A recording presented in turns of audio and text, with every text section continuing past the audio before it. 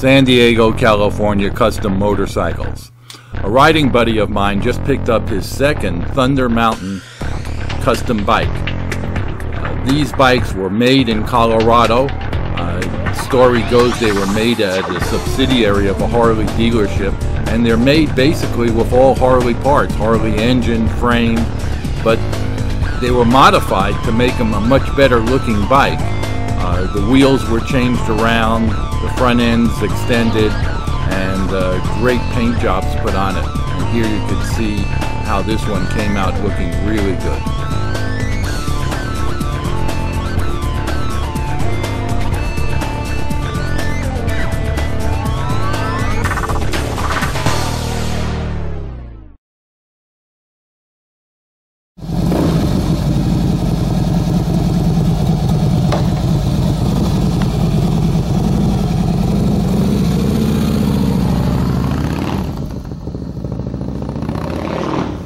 Thanks for watching, and be sure to visit our San Diego Custom Motorcycle site. You can get a free subscription there, and every time we put up a new post, you'll be automatically notified.